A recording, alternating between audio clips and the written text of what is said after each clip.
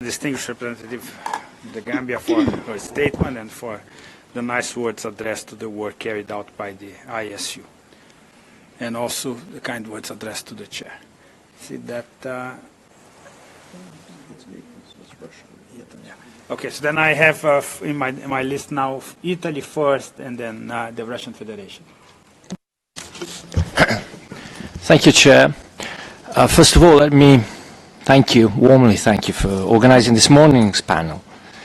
I believe it was extremely informative and useful for this group, and it showed that there is a lot to learn from other regimes. Our work does not take place in a vacuum, and this, in fact, should make it easier for us instead of the other way around. Like other speakers before me, I would also like to thank the friends of the Chair, Ambassador Inda Bosch and Mr. Martinez, for their work on this very delicate issue, and also UNIDIA for its very useful and informative publications on the matter. Chair, the 9th Review Conference broke a 21-year deadlock, and for the first time in all these years, we are again today discussing the issue of compliance and verification and possible legal instruments to that effect. The carefully drafted language of the final document was the result of many hours of negotiations, and it was the best possible landing zone. Perhaps not a broad runway, but a sufficiently wide lane for our BWC flight to come to destination, hopefully soon enough.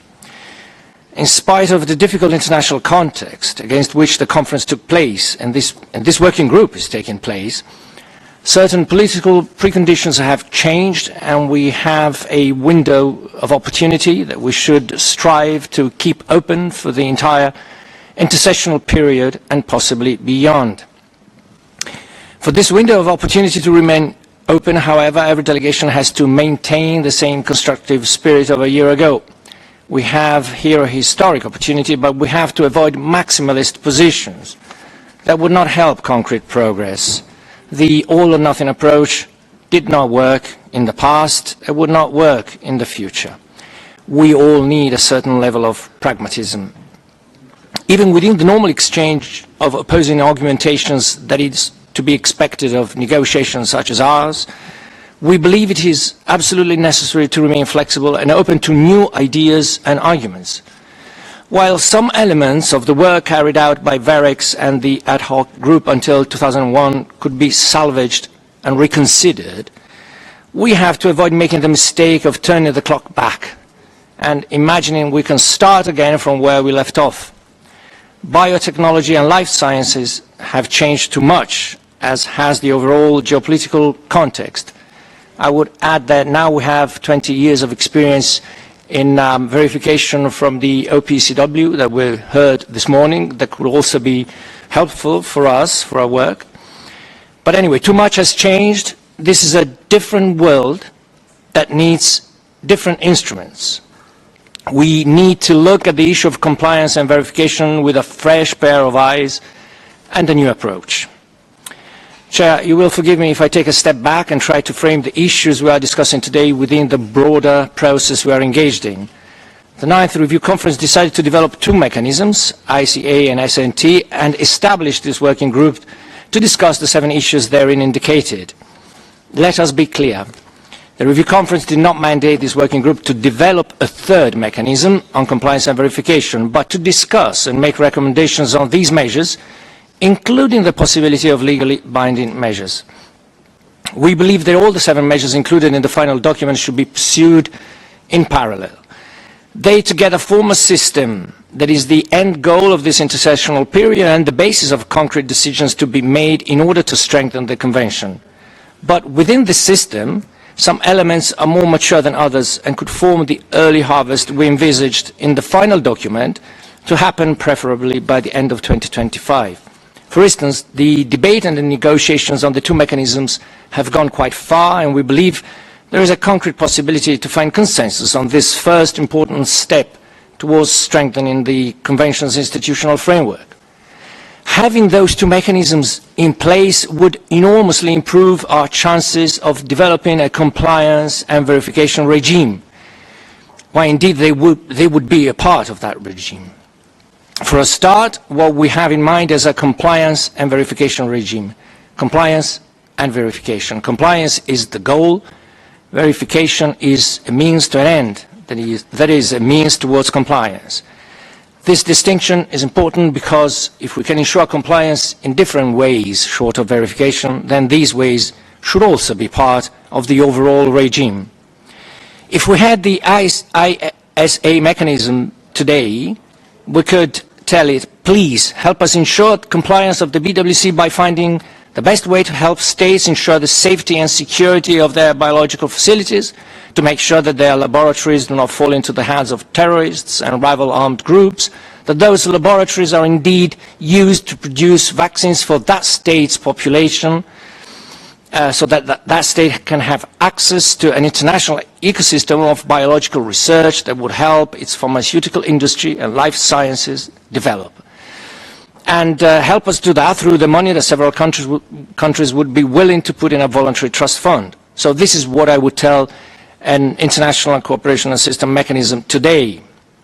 If we had an SNT mechanism today, let me repeat what I said yesterday, on Monday, a mechanism where scientists would participate, not diplomats, we could tell this mechanism, please help us look at the issue of verification from a scientific point of view.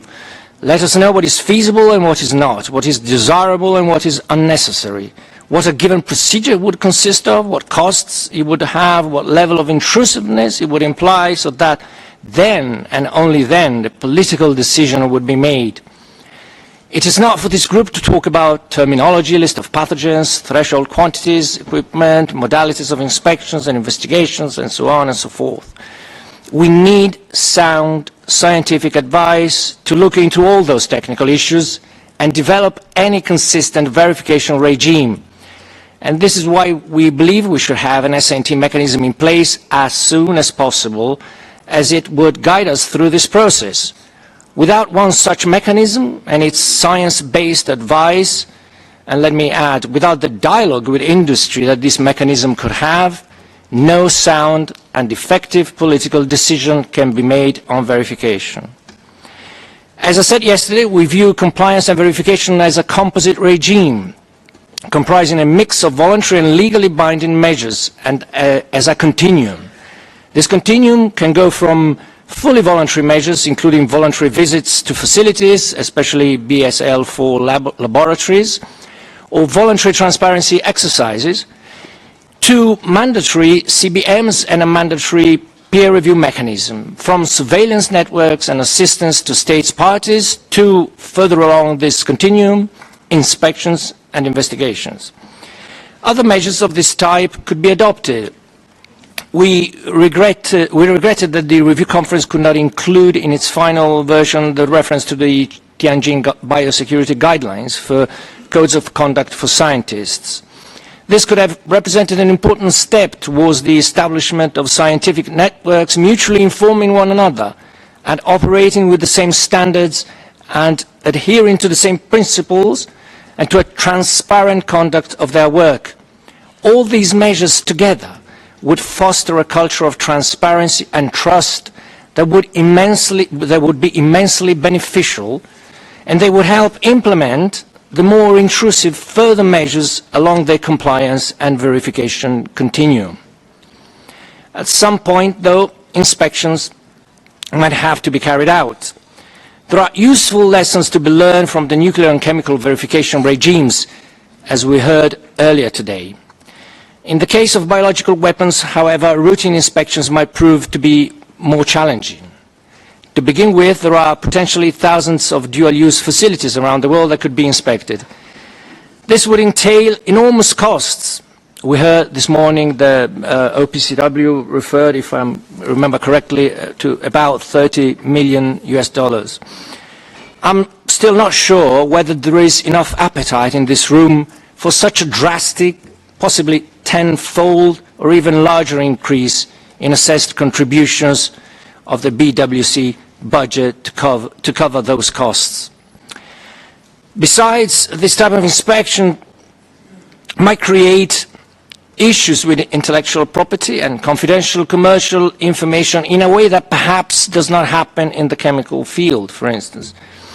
These days, many countries have biotechnology and pharmaceutical industries that might be somehow affected by these inspections. Furthermore, routine inspections would have to be mainly random, with the risk of generating a false sense of security, potentially more dangerous than even the absence of this type of inspections. On the other hand, ad hoc inspections should be envisaged when there is a reason to believe a violation of the Convention might occur or has occurred. In this, the main challenge will be to define what would trigger such a procedure, and this has delicate aspects from both a technical and a political point of view. Useful lessons could be drawn from other regimes also in this respect. One of the questions to be addressed will be what relation a BWC compliance and verification regime will have with the Secretary General's mechanism. In conclusion, Mr. Chair, we view the compliance and verification regime as a composite system made up of different components and instruments. Many ideas have been put forward at the 9th Review Conference on various aspects of the Convention, and some of them are reflected on the draft final document, Rev 1. Other new ideas are coming. These should be looked at, developed, and made into individual components of the composite compliance and verification regime we should aim to build. But let's not get bogged down in the hopeless revival of a long outdated mandate. Only by being bold, innovative, and creative we can hope to be successful in our endeavors. I thank you, Mr. Chair. I thank the distinguished permanent representative of Italy for his statement. In your words carry much weight because you were there, present at the creation of this mandate that we have before us, and I could not agree more with your interpretation as to what is required from us. Now on my list I have